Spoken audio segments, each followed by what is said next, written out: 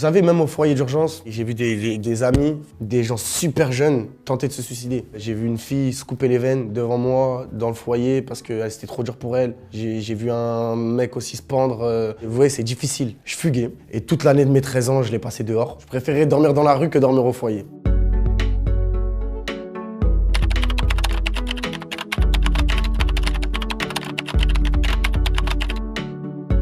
La première fois que j'étais en famille d'accueil au foyer, j'avais 2 ans. Là, il y a eu quelques petits soucis familiaux qui ont fait que malheureusement je ne pouvais pas forcément rester chez moi ou que l'État estimait que j'étais en danger. J'ai fait 7 familles d'accueil. Il y a des familles, on ressent que quand tu arrives chez eux, ils sont vraiment là pour t'aider, parce qu'ils comprennent vraiment ta situation familiale et qu'ils cherchent vraiment à combler quelque chose que tu n'as pas. Et il y en a d'autres, tu ressens vraiment qu'ils sont là parce que voilà, c'est des subventions de l'État. Il y en a qui sont là pour le bien, pour plus un but lucratif. Et eux, ils sont vraiment stricts, ils sont vraiment sévères, tu vois. Ils te laissent pas 10 minutes de plus devant la télé. Mais ça m'a apporté des bonnes expériences parce que j'étais dans des familles, ils avaient des animaux, des chevaux. Voilà, ça m'a fait découvrir des choses aussi que certaines personnes qui ont grandi dans des cités ne verront jamais. Après, voilà, j'avais l'occasion aussi de voir ma mère de temps en temps. Au début, c'était par des visites médiatisées, une fois par mois. Tu as 2 heures pour voir ta famille dans une pièce avec une assistante sociale et des jeux. Et donc, voilà, c'est vrai que ça casse un peu certains liens. Après, des fois, c'était le week-end.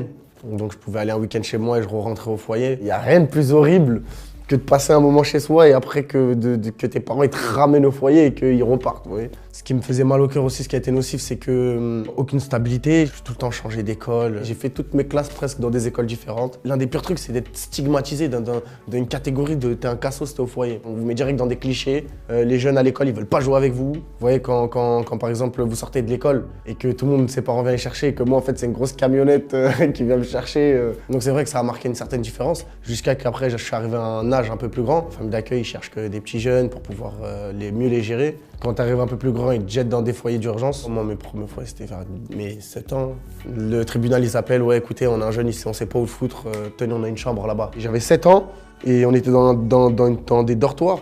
Et des fois, il y avait des Roumains, ils avaient 34 ans, ils disaient qu'ils étaient mineurs. Tac, ils les foutaient dans la chambre, hop là, je regardais, j'étais comme ça, j'étais tout petit, je dis, mais toi, t'as quel âge toi? Mais voilà, ils jettent un peu de tout et n'importe quoi. Généralement, dans les foyers d'urgence, ils sont extrêmement bienveillants, les éducateurs. Ils cherchent vraiment à comprendre, à partager, parce qu'ils savent que voilà, vous avez un truc derrière tout ça. En fait, le fait d'être dans ces conditions-là, à mes 13 ans, à mes 12 ans, j'ai commencé à dire, mais qu'est-ce que je fous là en vrai? C'est qui lui? C'est qui elle?